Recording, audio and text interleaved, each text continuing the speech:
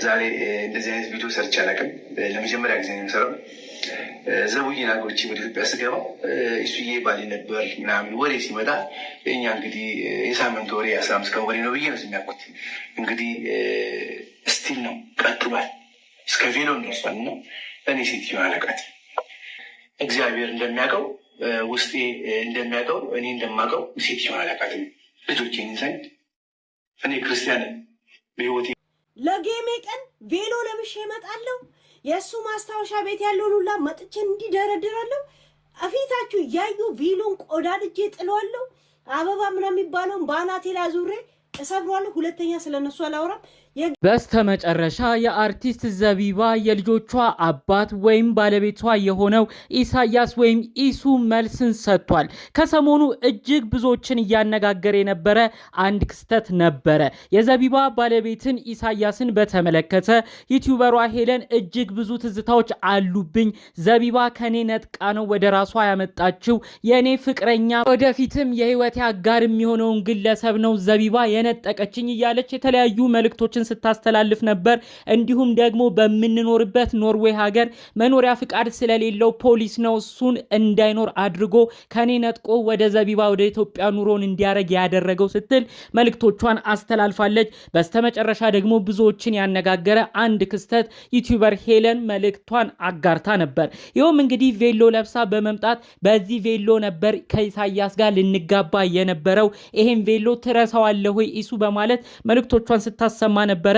ይሄው እኔ ቬሎን በክብር አስቀምጫዋለሁ፣ እሱ ግን ለሰርጋችን ቀን ሊያረግ የነበረውን ሱፍ ኢትዮጵያ ሄዶ ከዘቢባ ጋር ተጋብቶበታል በማለት መልእክቶቿን አስደምጣለች። ብዙዎች በዚህ ንግግሯ በመነሳት እውነትም ዩቲዩበሯ ሄለን ከኢሳያስ ወይም ከኢሱ ጋር ፍቅር ነበረባት ወይ? እውነትም ተጎርታለች ወይ? እውነትም ወደፊት ትዳር ህይወትን ከሷ ጋር ለመቀጠልም አስቦ ተስፋ ሰጥቷት ነበር ወይ? እያሉ ብዙዎች ሐሳብ በሚያሻማ መልኩ ኮመንት ሲሰጡ ነበር፣ አይዞሽም ሲሏት ነበር። ታዲያ ይህን ጉዳዮች በተመለከተ ይመስላል የዚህ ጉዳይ ተወቃሽ የሆነው ኢሳያስ ወይም ኢሱ ለመጀመሪያ ጊዜ የምሰጠው መልስ ነው ሲል በቲክቶኩ አንድ ቪዲዮን አጋርቷል። ይህን ምላሹም ብዙዎች ተነጋግረውበታል።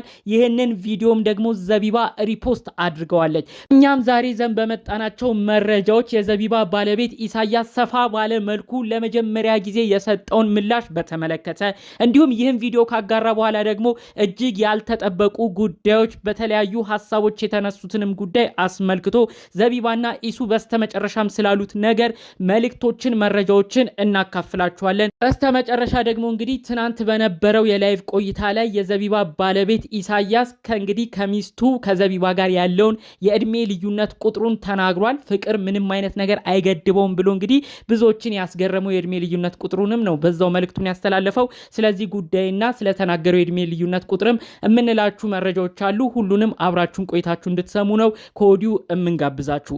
ሰላም ጤና ይስጥልን ውድ የሀገሬ ልጆች፣ በተለያዩ ዓለም ሀገራት የምትገኙ በያላችሁበት ሀገር ሰላማችሁ ይብዛልኝ።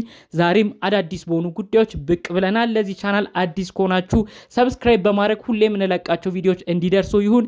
ቀጥታም ይዘን ወደ መጣነው ዝርዝር መረጃዎቻችን እናመራለን። ከሰሞኑ እንግዲህ ዩቲዩበሯ ሄለን ስትናገራቸው የነበረችው የተለያዩ መልእክቶች እንግዲህ አርቲስት ዘቢባ እንዲሁም ባለቤቷ ኢሳያስ መልስ እንዲሰጡበት ነው የሆነው። ለመጀመሪያ ጊዜ ነው መልስ የሰጠውም ብሎ ነው እንግዲህ መልእክቱንም የጀመረው ኢሳያስ ወይም ኢሱ።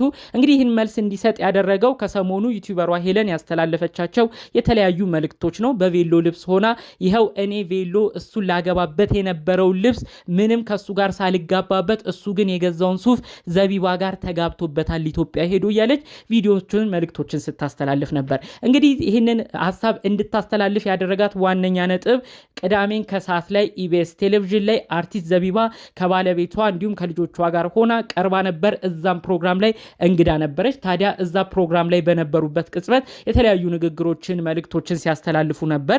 ያንን ነው እንግዲህ ዩቲዩበሯ ሄለን እዛው ላይ ሪያክሽን እየሰራች እዛው ላይ የተለያዩ ንግግሮችን እየተናገረች የነሱን ቪዲዮ ስትመለከት የነበረው። በዛ ወቅት ነው እንግዲህ ይሄው እንግዲህ እንግዲህ ኢሳያስ በድጋሚ ኢቢኤስ ቴሌቪዥን ላይ ከዘቢባ ጋር ቀረበ።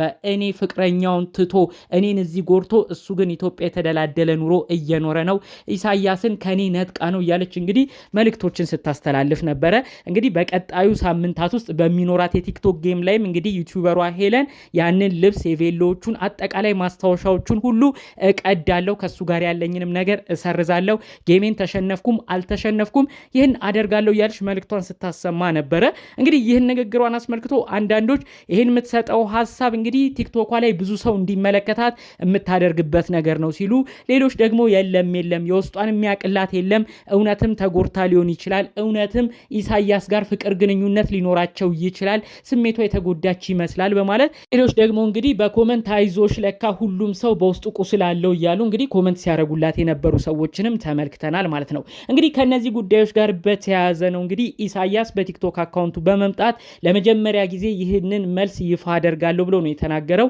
ከዚህ በፊት ብዙ ነገሮች ሲባሉ ዝም ብያለሁ፣ አሁን ግን ጩኸቶቹ በዙ፣ በተለያዩ ቦታዎችም በውስጥ የምጠየቀው ነገር በዛ፣ ይሄን ነገር ግልጽ ማድረግ እፈልጋለሁ ብሎ እንግዲህ በልጆቹ እየማለ አንገት ማህተቡን ወይም የአንገት ክሩን ሁሉ እያሳየ ነው እንግዲህ ኢሳያስ ወይም ኢሱስ ሲምል የነበረው። እኔ ከዚች ግለሰብ ጋር ምንም አይነት ግንኙነት የለኝም፣ አንዳንድ ሰዎች በመደናገጥ በውስጥ ሁሉ ሲጽፉልኝ ነበር፣ እኔ ግን ይፋ አድርጌ የምመሰክረው ምንም ውሸትም የሌለበት ይሄ ጉዳይ ሁሉ እንደማይወክለኝ፣ ይሄን ነገር የምትነጋገረው ግለሰብ ጋር ምንም አይነት ግንኙነት እንደሌለኝ ደግሜ ደጋግሜ እመሰክራለሁኝ እያለ ነው እንግዲህ መልእክቶቹን ያስተላለፈው ማለት ነው። እንግዲህ ይህን ነገር የምታደርገው ይቺ ግለሰብ ምናልባት ከሰሞኑ የሚመጣውን የቲክቶክ ላይቫን አስመልክቶ የተለያዩ ሰዎች በደንብ እንዲመለከቷት የምታደርገው ነገር ሊሆን ይችላል፣ ሌላም ሀሳብ ሊኖራት ይችላል።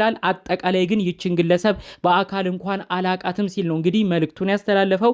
እያይዞም እንግዲህ እንደዚህ አይነት ነገሮች መወራት የተጀመሩት እኔ ከዘቢባ ጋር ትዳር ከመሰረትኩበት ጊዜ ጀምሮ ነው። ከሷ ጋር ትዳር ሳልመሰርት በፊት ምንም የሚባል ነገር የለም። ከዘቢባ ጋር ግን ኑሮን ህይወትን ስጀምር ነው ይሄ ሁሉ ነገሮች መምጣት የጀመሩት ሲል ነው እንግዲህ ተንተን አድርጎ ሲናገር የነበረው ማለት ነው። እንግዲህ ይህንን ሀሳቡንም አስመልክቶ ብዙዎች በዚህ በተለቀቀው ቪዲዮ ላይ ኮመንት ሲያደርጉ ነበረ። በሀሳብ አስተያየታቸውም እንዴ ለካ ውሸት ነበር እንዴ የተባለው፣ እውነትም ምንም አይነት ትውውቅ የላችሁም እንደይሱ፣ እኛ እኮ በስተመጨረሻ አምነናት ነበር፣ ቬሎ ለብሳ ስትመጣም ይሄ ነገር እውነት ይሆን እንዴ ብለን ስንናገር ነበረ፣ ዩቲዩበሯ ሄለን የተናገረችው ንግግር ሁሉ እውነት አልነበረም ሲሉ ነው እንግዲህ የኢሳያስን ቪዲዮ ከተመለከቱ በኋላ ብዙዎች የነሱ አድናቂዎች የኢሳያስም ወዳጅ አድናቂዎች ኮመንት ሲያደርጉለት የተመለከት ነው ማለት ነው። እንግዲህ ያው ይህንን ጉዳይ አስመልክቶ ይህን ቪዲዮ ይስራ እንጂ ከዚህ ቀን በፊት ደግሞ ላይቭ ላይም ገብቶ ነበረ። በፍቅር መካከል ብዙ ችግሮች ሊያጋጥሙ ይችላሉ፣ ነገር ግን እነዛን ችግሮች ሁሉ እየተወጡ ማለፉ ነው ቁም ነገሩ፣ እኔና ዘቢባ ጋር ራሱ የእድሜ ልዩነቶች አሉ እያለ እንግዲህ አንዲት ግለሰብ ገስት ገብታ ስታወራው ለሷ እየመለሰ ነበረ።